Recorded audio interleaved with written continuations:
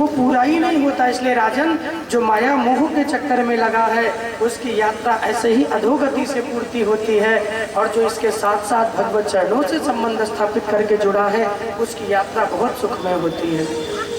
क्योंकि अगर आप कभी यात्रा के लिए जाते हो, जितने भी यहाँ लोग बैठे हो, तो आप मुझे एक उत्तर दीजिएगा कि यात्रा में ज़्यादा तकलीफ किससे होती है? जिसके पास सामान ज़्यादा हो या जिसके पास कम हो? जोर से बोलिए। ज़्यादा ना। सामान ज़्यादा है तो 2-4 बैग लेके बस में भी चढ़ोगे तो वो भी कहेगा कहाँ जाओगे? फलाने जगह। बोले फूल है, तुम चलो। 4 सीट तो तुम्हारी बैग ले लेगी, तो बिठाएगा नहीं तुम्हें। कोई और रोकोगे गाड़ी तो बोलेगा हमारा, तुम तो ठीक हो कोई बात नहीं, लेकिन तुम्हारा सामान बहुत ज़्यादा है, तो भाड़ा 4 गुना लगेगा। तो हर जगह तुम्हें दिक्कत। ट्रेन में चढ़ना हो तो चल 2 मिनट तो 1 मिनट रुकती है, अब कई सारी बैग है उसी फंस गए तुम, ट्रेन ही चली गई। यात्रा में सामान कम हो, एक ही बैग हो, टांग लो, चढ़ जाओ, आनंद, तब आनंद आता है। ये जीवन की यात्रा भी ऐसी ही है। जिसने पापों का बोझ अधिक ले रखा है उसकी यात्रा दुख में बीतती है, और जिसने कम ले रखा है, सुख सुख है, सत्कर्म है, प्रभु की याद है, भजन है, अनेक सत्कर्म होते रहते हैं, उन पे पापों का बोझ कम है, और अंतिम यात्रा भी उनकी सुखमय होती है। अंतिम यात्रा भी आनंददायक होती है। क्या बोलना पड़ेगा? जोर से बोलना पड़ेगा। पंचम स्कंद को विराम दिया है। आगे के स्कंद में जड़ भरत जी की कथा सुनाई। ऋषभ देव के 100 पुत्र हुए। 100 पुत्रों में सबसे छोटे थे, लेकिन जब वे जन्म लेकर आए तो हमेशा घर परिवार से नाता दूर करके रहते थे, कभी घर परिवार में लिप्त नहीं थे। इतना दूर रहे कि एक दिन घर को ही छोड़ दिया। बोले भगवान को पाना है तो घर में नहीं रहेंगे, घर छोड़ दिया। और जब घर छोड़ के चले भगवान को पाने के लिए, भरत जी महाराज, इन्हीं के नाम पर हमारे भारत देश का नाम भारत पड़ा है, नहीं भरत जी के नाम पर। भरत जी ने अपने घर को छोड़ा, गंडकी नदी के किनारे आए। कहाँ है ये नदी? बोले नेपाल में। और गंडकी नदी की एक बहुत बड़ी विशेषता है, वहाँ पे शालिग्राम जी मिलते हैं। जो ये ब्राह्मण देवता लोग लिए रहते हैं ना, काले रंग के शालिग्राम जी, उनको स्नान कराते हैं, चरणामृत लेते हैं। वो शालिग्राम जी उसी गंडकी नदी में ही मिलते हैं। ए भाई आराम से पिलाओ। वो उसी नदी में मिलते हैं, उसी गंडकी नदी में। और बोले कैसे मिलते हैं? बोले महाराज एक चीज से मिलते हैं। कैसे? बोले कि आपके हाथ में तुलसी का कोई पत्ता होगा, तुलसी की कोई डंडी होगी, तो ही शालिग्राम जी आपके हाथ में आएंगे। पांडे जी कभी जाइएगा तो देखिए, तुलसी नहीं होगी आपके पास ना तो शालिग्राम जी नहीं मिलेंगे, चाहे जितना ढूंढिए और चाहे जितना कूदिए उसमें। लेकिन अगर आपके एक हाथ में तुलसी की डंडी या तुलसी का पत्ता कुछ भी होगा तो आप हाथ डालोगे तो शालिग्राम जी हाथ में फंस जाएंगे। क्यों? क्योंकि तुलसी भगवान को बहुत प्रिय है, विष्णु प्रिया कहते हैं उनको। तुलसी ना पड़े तो ठाकुर जी भोग भी नहीं लगाते हैं। तुलसी का बड़ा महत्व है। तुलसी की प्रसंग आया, ये तो एक बात और आपको बता दें, आपके लिए बहुत अच्छी है। हर किसी को अपने जीवन में तुलसी का वृक्ष लगाना चाहिए। अपने आंगन में लगाइए, द्वार पे लगाइए, जहाँ जगह पर लगाइए। और नित्य तुलसी के नीचे शाम को एक दीपक जलाएं। सुबह में स्नान करके तुलसी माता को जल चढ़ाएं। बोले इससे भगवान तो प्रसन्न होंगे ही। दूसरा रीजन, बोले जितनी तुलसी आपके घर में हरी भरी होगी, आपके घर में सुख शांति समृद्धि उतनी ही होगी। नहीं तो आप देख लीजिएगा किसी के यहाँ, आप जितनी हरी भरी तुलसी आपके घर में रहेगी, समृद्धि का सूचक है। आपके घर समृद्धि, सुख शांति, धन भी उतना ही बढ़ता रहेगा। इसलिए एक तुलसी का वृक्ष जरूर लगाएं। आज जितने भी लोग यहाँ हैं, अगर आपके पास ऐसा कोई अवसर है, आपके घर में जगह है, तो आज कथा से यही संकल्प लेके जाइएगा कि हम सब भी आने वाले दिनों में एक तुलसी का वृक्ष लगाएंगे। वादा मत कर दीजिएगा कि 2019 में लगाएंगे, ना तो जैसे राम मंदिर बन रहा है ना, ऐसे ही बनेगा। कल जाके तुलसी का वृक्ष लगाइए आप सब, उसको रोज सिंचायमान कीजिए, शाम को उसके नीचे दीपक जलाइए। समृद्धि सूचक है, बढ़ती जाती है समृद्धि। तुलसी का बड़ा महत्व है। तुलसी हाथ में होगी तो शालिग्राम जी मिल जाते हैं वहाँ पे। वही नदी के किनारे भरत जी महाराज कुटिया बनाए, हरि भजन करने लगे। लेकिन देखो कहते हैं ना, घर छोड़ के जाने के बाद भी कई बार भगवान नहीं मिलते हैं। चले तो गए घर छोड़ के, लेकिन भगवान नहीं मिले। कैसे नहीं मिले? बोले एक दिन नदी में स्नान कर रहे थे, गर्भवती हिरनी आई। हिरनी के पेट में बालक था, हिरण का बच्चा गर्भ होने ही वाला था। जल पीने आई तो उसका प्रसव हो गया, और जैसे उसका छोटा बच्चा जल में बहने लगा तो हिरनी तो कूद के चली गई उस पार। भरत जी को बड़ी दया आई, साधु संत हृदय है ना, संत हृदय नवनीत समाना। झट कूद पड़े और उस मृग के बच्चे को निकाल लाए। मृग के बच्चे को निकालकर बाहर लेकर आए और सोचा कि 2-4 दिन में छोड़ दूंगा, अभी अभी तो आए, छोड़ दूंगा। लेकिन उसमें ऐसी आसक्ति हुई, महाराज सुखदेव जी कहते हैं, राजन इतना प्रेम हो गया उस मृग के बच्चे से कि अब तो सारा भजन छूट गया, सारा माला छूट गई। उसी के लिए घास लाते हैं, उसी के लिए जल लाते हैं, उसको सुलाते हैं तो सोते हैं, उसको खिलाते हैं तो खाते हैं, वो सो जाता है तो खुद सोते हैं। अपना परिवार छोड़ दिया भगवान को पाने के लिए, लेकिन एक हिरण के बच्चे में ऐसी आसक्ति हुई कि भगवत भजन छूट गया। और एक दिन वो हिरण का बच्चा, अनेक हिरण आए उनके साथ कहीं चला गया। ये जब आए तो देखा वो नहीं है, बड़े व्याकुल हो गए और उसी की याद में इनके प्राण निकल गए। भूख प्यास सब कुछ छोड़ दिया, भोजन करते नहीं, जल पीते नहीं, कहाँ गया, बस उसी को ढूंढते हैं। उसी की याद में प्राण निकल गए और अगला जो जन्म मिला वो हिरण का मिला। लेकिन उस जीवन को बड़ी सावधानी से बिताया, मन ही मन हिरण बन के आए, फिर भी प्रभु भजन करते रहे। फिर से जो सत्कर्मों का फल हुआ तो अंगिरस गोत्र में ब्राह्मण कुल में जन्म मिला, और वहां भी इनका नाम फिर से भरत ही पड़ा। भाइयों में सबसे छोटे हैं, पागल बन के रहते हैं। पिता ने गायत्री मंत्र याद करवाया तो 1 साल हो गया, लेकिन जानबूझ के सुनाया ही नहीं।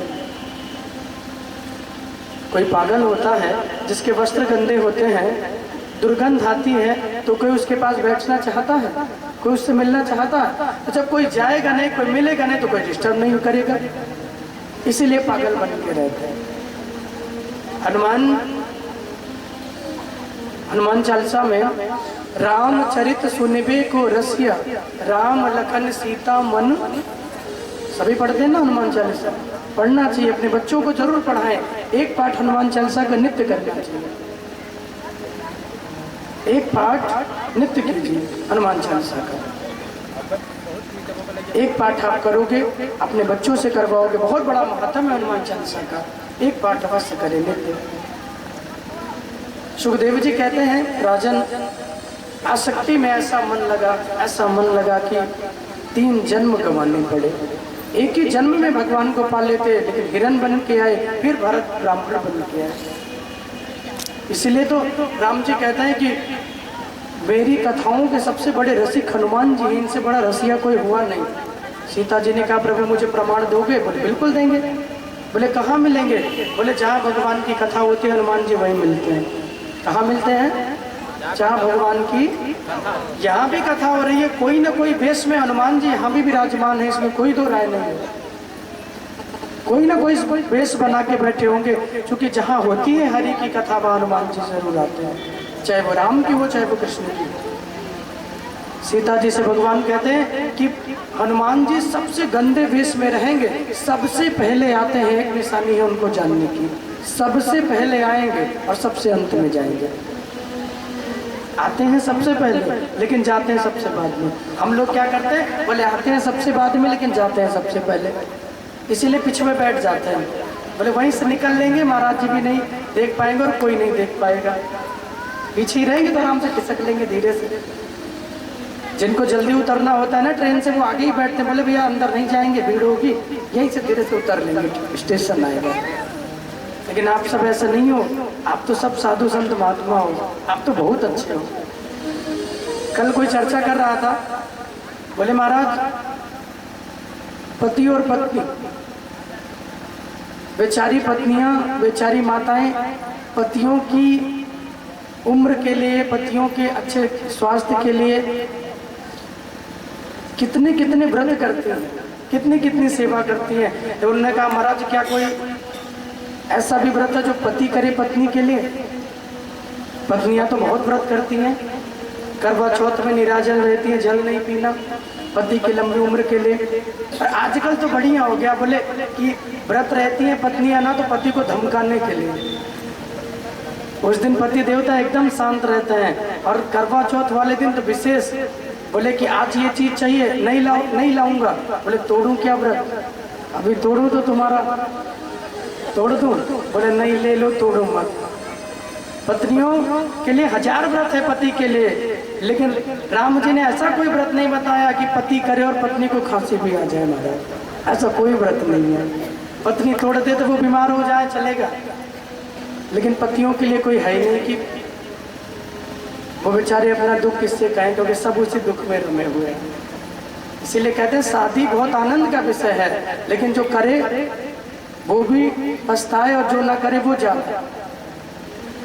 शादी के लड्डू खाने वालों को ज्यादा आनंद आता है, तो उससे भी ज्यादा आनंद आता है जो नहीं खाते उनको। जब खाएं तभी तो पता चले कैसा स्वाद है। गृहस्थ जीवन में आने के बाद ही तो पता चलता है महाराज। जब देवी जी एक चीज रोज बताती है, आज ये लाना है, जा रहे हो शाम को ये लेके लौटना, बोले ना लाए तो बोले रात का डिनर कैंसिल समझ लो। और अगर ज्यादा हो जाए ना तो बोले ठीक है आज मिर्च ज्यादा रहेगी सब्जी में, तुम जानना दाल में नमक ही नहीं होगा। जिस दिन अगर देवी जी का मन नहीं हुआ ना तो फिर भोजन नहीं बनेगा अच्छा, फिर तो बन ही नहीं सकता महाराज। और फिर अगर किसी दिन मन प्रसन्न हो, बोले ये चाहिए सोने का, बोले ठीक है ले लो ये लो, फिर तो तुम्हारी जो भी मनपसंद डिश होगी वही बनेगी, और एकदम नमक मिर्च सब बराबर रहेगा, क्योंकि खुश हो जाती है ना। जहाँ स्त्रियों का सम्मान है, और ये वेद भी कहते हैं वहीं रमन्ते तत्र देवता, वहीं देवताओं का वास है। जिन घरों में स्त्रियों का सम्मान नहीं है वहाँ लक्ष्मी जी वास नहीं करती हैं। स्त्रियों का सम्मान आवश्यक है। तो देवी ने कहा कि प्रभु मुझे दिखाओ कैसे। सीता जी ने कहा बोले चलो। आए, कथा हो रही थी, राम जी वेश बदल के आए, सीता जी भी आई। देख रहे हैं इधर उधर कोई नहीं दिख रहा, एक बूढ़े बाबा जी दिख गए, फटा पुराना वस्त्र पहने हैं, शरीर में अनेक रोग हो गया है, मक्खियां भिनभिना रही हैं, गंदे मैले कुचैले वस्त्र हैं, सबसे पीछे बैठे हुए हैं। और कर क्या रहे हैं, बोले जो कथा सुनने के लिए आए उनके चप्पलों को ठीक कर रहे हैं जो इधर उधर हो गए हैं। राम जी ने कहा देवी देख लो वही हनुमान जी हैं। सीता जी ने देखा तो विश्वास ही नहीं हुआ, हनुमान जी और ऐसे रूप में। नहीं प्रभु मैं नहीं मानती। बोले तुम जाओ पूछ लो। सीता जी वेश बदल के गई। अब हनुमान जी तो अपने वेश में है नहीं, बूढ़े बाबा के वेश में, शरीर में अनेक रोग, दुर्गंध आ रही है। बोले माता जी आप यहाँ क्यों आई हैं, आप जाइए और मेरे पास आओगे तो ये रोग आपको भी हो जाएगा, आप चली जाइए। सीता जी ने कहा हनुमान जी मैं आपको पहचानती हूँ, आपने वेश में आइए। हनुमान जी ने कहा अरे माता, हनुमान जी मैं आपको नजर आ रहा हूँ, ऐसे मैले कुलछेले वस्त्र पहने, शरीर से दुर्गंध आ रही है, अरे मुझे ये रोग हुआ है, आप रहोगी तो आपको भी हो जाएगा। सीता जी ने कहा कोई बात नहीं, वही रोग तो मैं लेने आई हूँ जो तुम्हें लगा हुआ है, राम की भक्ति का रोग मुझे दे दो और मुझे कोई रोग नहीं चाहिए। क्या बोलना पड़ेगा, यही तो मैं लेने आई हूँ। अपने वेश में आए, पूछा आप ऐसे क्यों रहते हो। बोले माता जी जिससे कोई मुझे परेशान न करे, कोई मेरे पास बैठता नहीं है, पूरी हरी कथा सुनता हूँ मैं आनंद में। वरना अगर 2-4 लोग कथा में इकट्ठे बैठ जाए ना, बहुए साथ, अगर 2 बहू 3 बहू साथ बैठ गई, फिर तो पूरी सासू जी की हिस्ट्री खुलेगी पूरा।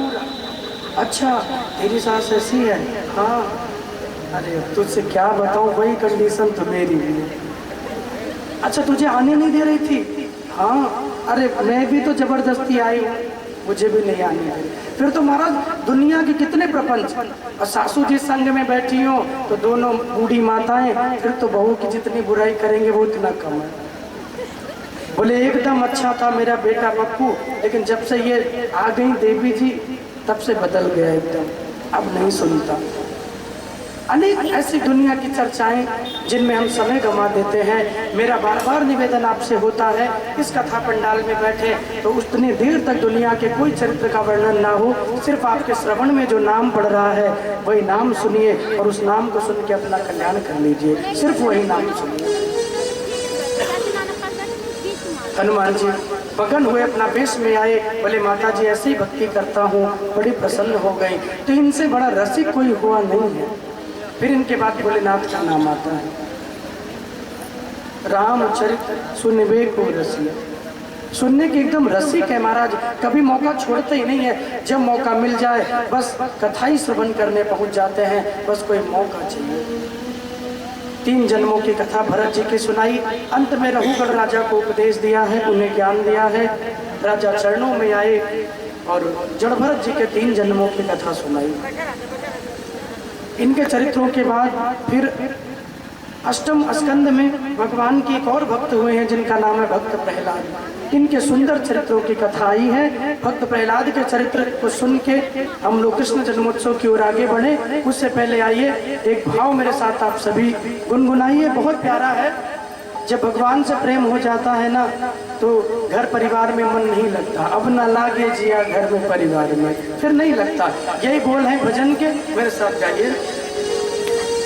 अब न लागे जिया घर में परिवार में, अब न लागे जिया घर में परिवार में, लुट गई शाम के प्यार में, लुट गई शाम के प्यार में, लुट गई शाम के प्यार में। अब न लागे जिया, अब न लागे जिया, अब न लागे न लागे, अब न लागे न लागे, अब न लागे न लागे, अब न लागे जिया घर में परिवार में, अब न लागे जिया घर में परिवार में।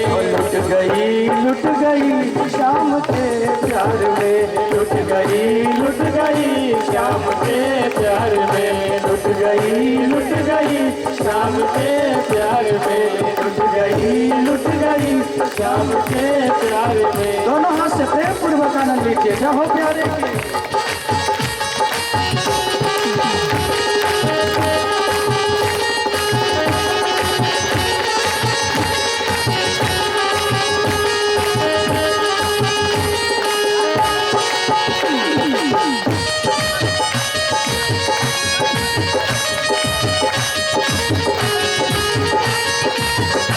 झूमते रहिए दोनों हाथ उठा।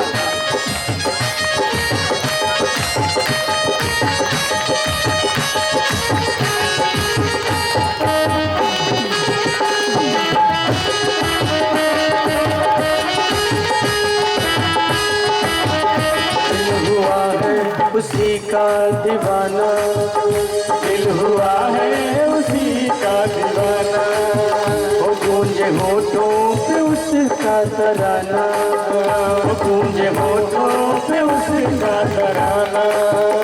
दिल हुआ है उसी का दीवाना, दिल हुआ है उसी का तराना, गूंजे होठों पे उसका तराना, गूंजे होठों पे उसका तराना।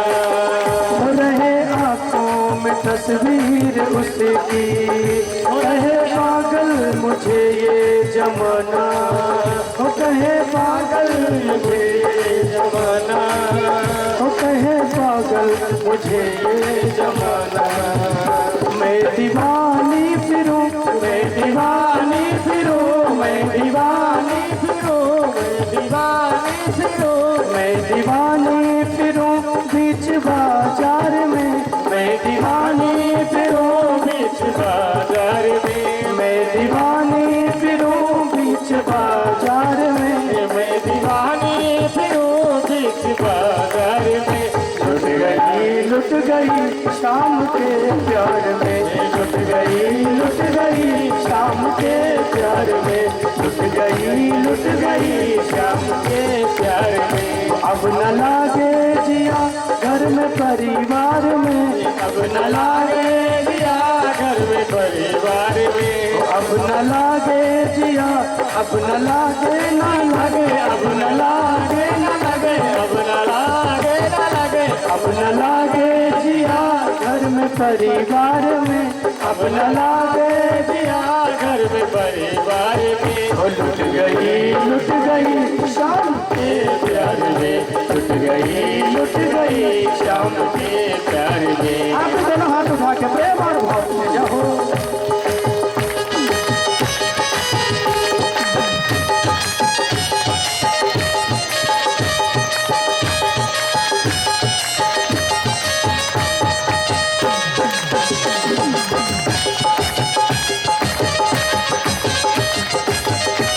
प्यार की रहो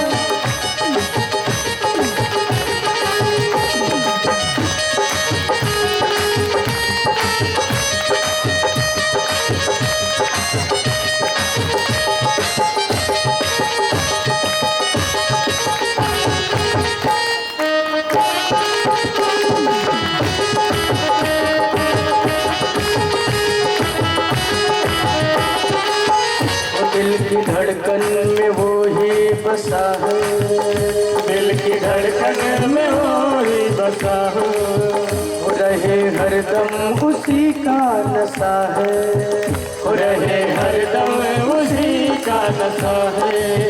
वो दिल की धड़कन में वो ही बसा है, वो दिल की धड़कन में वो ही बसा है, हो रहे हरदम उसी का नशा है, हो रहे हरदम उसी का नशा है। ओ अब न भावे न भावे, अब न भावे न भावे, अब न भावे न भावे, अब न भावे मुझे कुछ भी संसार में, अब न भावे कुछ भी मुझे संसार में, अब न भावे मुझे कुछ भी संसार में, अब न भावे मुझे कुछ भी संसार में। लुट गई शाम के प्यार में, लुट गई शाम के प्यार में, लुट गई शाम के प्यार में। अब न लागे जिया, अब न लागे जिया, घर में परिवार में, अब न लागे न लागे, अब न लागे न लागे, अब न लागे जिया घर में परिवार में, अब न लागे जिया घर में परिवार में, अब न लागे जिया घर में परिवार में। लुट गई शाम के प्यार में, लुट गई शाम के प्यार में, लुट गई शाम के प्यार में। आप जितने भी भक्त यहाँ बैठे हैं, हमारी माताएं बहनें भैया जितने भी, आप ईमानदारी से बताना तो